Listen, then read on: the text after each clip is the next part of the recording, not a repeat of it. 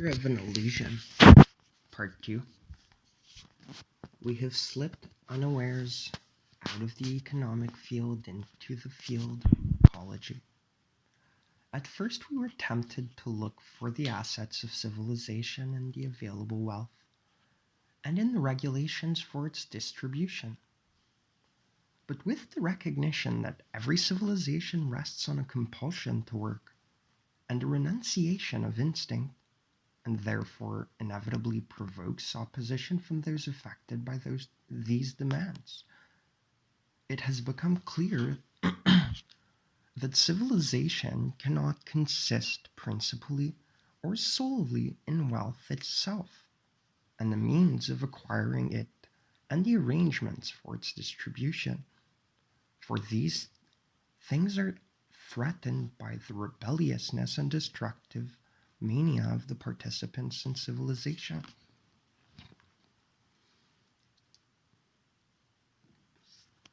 Alongside of wealth, we now come upon the means by which civilization can be defended, measures of coercion, and other measures that are intended to reconcile men to it and to recompense them for their sacrifices. These latter may be described as the mental assets of civilization. For the sake of a uniform terminology, we will describe the fact that an instinct cannot be satisfied as a frustration, the regulation by which this frustration is established as a prohibition, and the condition which is produced by the prohibition as a privation. The first step is to distinguish between privations which affect everyone and privations which do not affect everyone but only groups, classes, or even single individuals. The former are the early means that, not without the perspective of those that participate in them, the individuals, so that essentially at the end, if they can all be taken for their individual work and products they produce, then there should be no minority class being capable of swaying the tides in a different way. It's not with enjoyment alone, but it's with work that permits the enjoyment to go beyond its limits and make it an example for the rest of the world.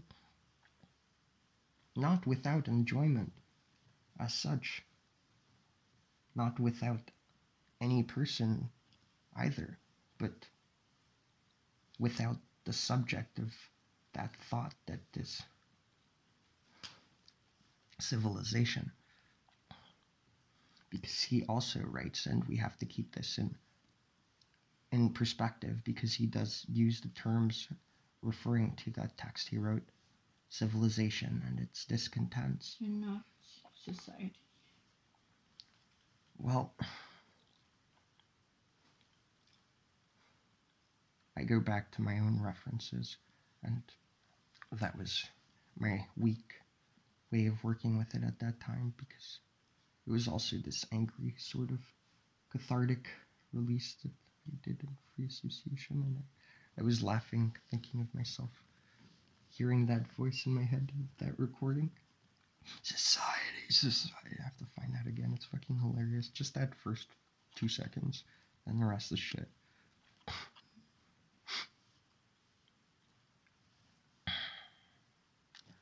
The former are the earliest, with the prohibitions that established them, civilization.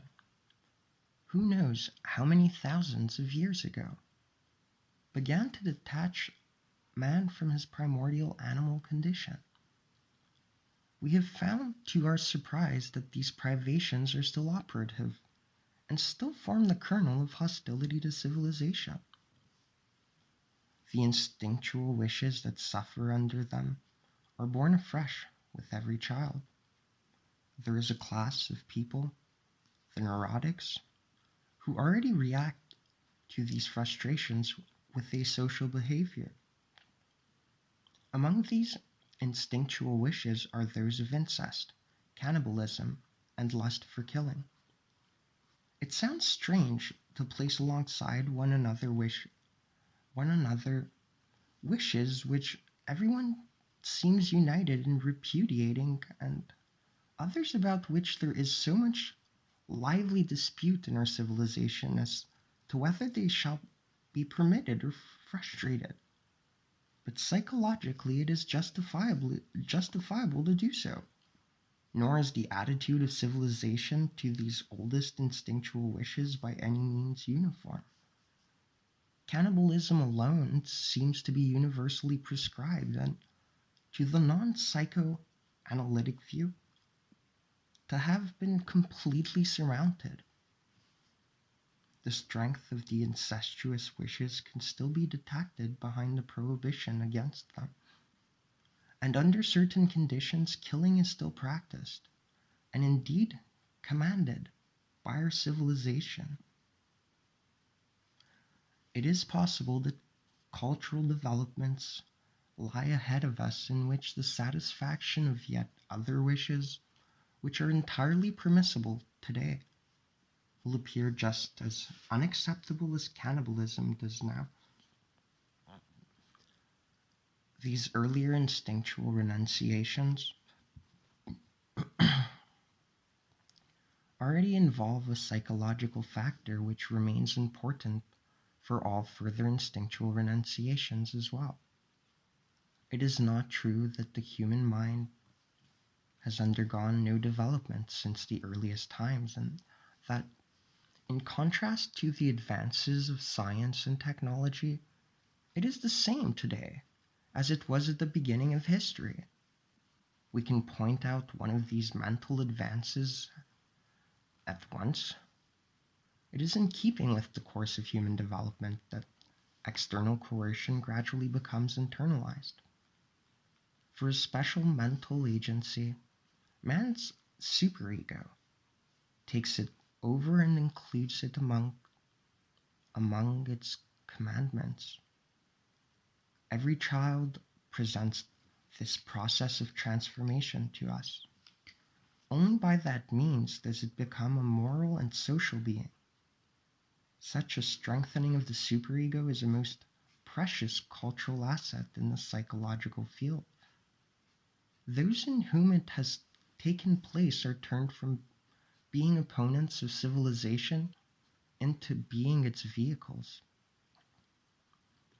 The greater their number is in a cultural unit, the more secure it is its culture, and the more it can dispense with external measures of coercion. Now, the degree of this internalization differs greatly between the various instinctual prohibitions. As regards the earliest cultural demands, which I have mentioned, the internalization seems to have been very extensively achieved. If we leave out of account the unwelcome exception of the neurotics, but the case is altered when we turn to the other instinctual claims. Here we observe with surprise and concern that a majority of people obey the cultural prohibitions on these points only under the pressure of external coercion. That is, only where that coercion can make itself effective, and so long as it is to be feared. This is also true of what are known as the moral demands of civilization, which likewise apply to everyone. Most of one's experiences of man's moral untrustworthiness fall into this category. There are countless civilized people who would shrink from murder or incest, but who do not deny themselves the satisfaction of their avarice, their aggressive urges, or their sexual lusts, and who do not hesitate to injure other people by lies, fraud, and calumny, so long as they can remain unpunished for it, and this, no doubt, has always been so thought, has always been so thought, has always been so, though through many ages of civilization. If we turn to those restrictions that apply only to certain classes of society, we meet with a state of things which is flagrant and which has always been recognized. It is to be expected that these unprivileged classes will envy the favored ones their privileges and will do all they can to free themselves from their own surplus of privation. Where this is not possible, a permanent measure of discontent will persist within the culture concerned, and this can lead to dangerous revolts.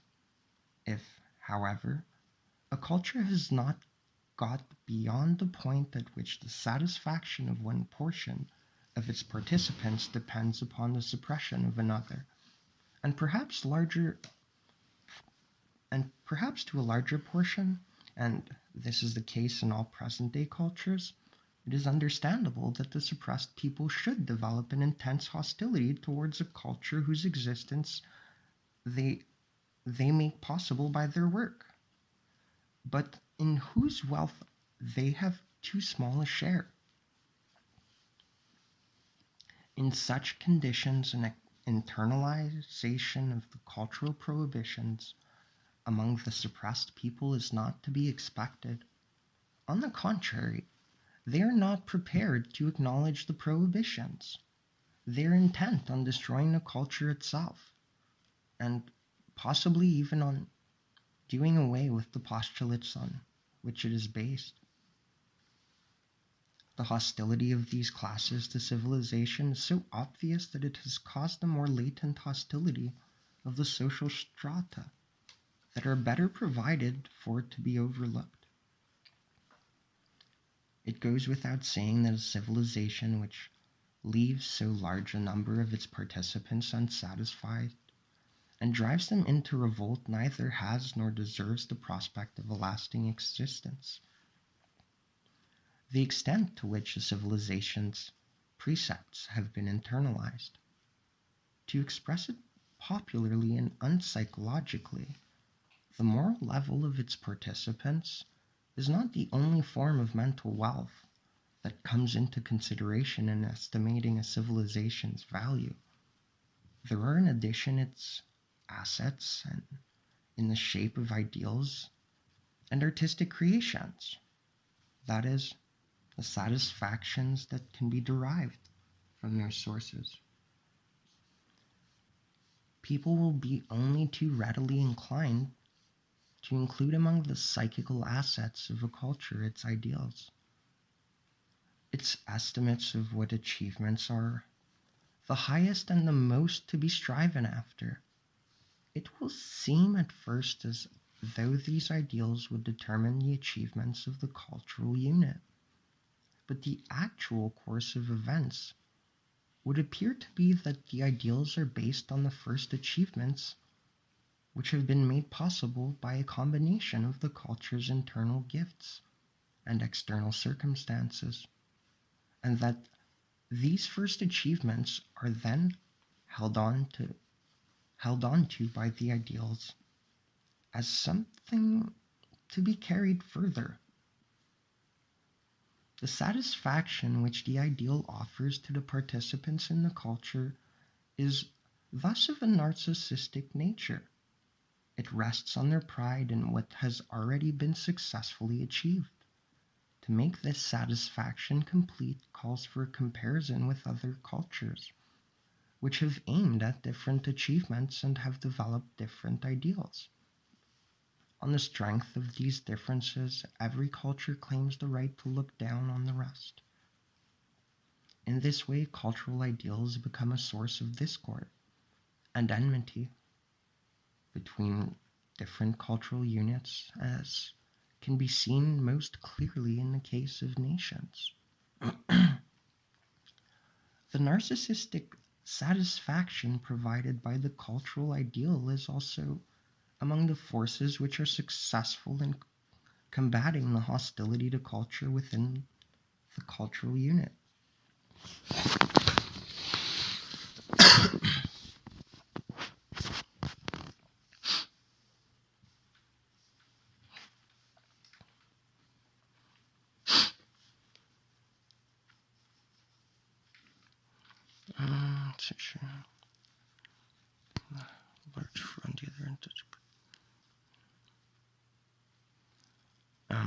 No doubt one is a wretched plebeian, harassed by debts and military service, but to make up for it, one is a Roman citizen.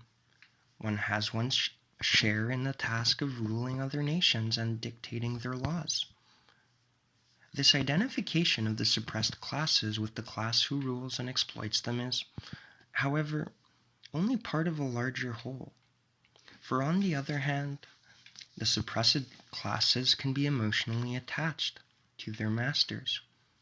In spite of their hostility to them, they may see in them their ideals, unless such relations of a fundamentally satisfying kind subsisted.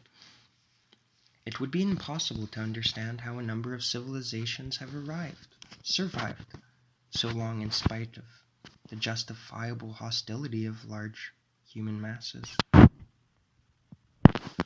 A different kind of satisfaction is afforded by art to the participants in a cultural unit, though as a rule it remains inaccessible to the masses, who are engaged in exhausting work and have not enjoyed any personal education.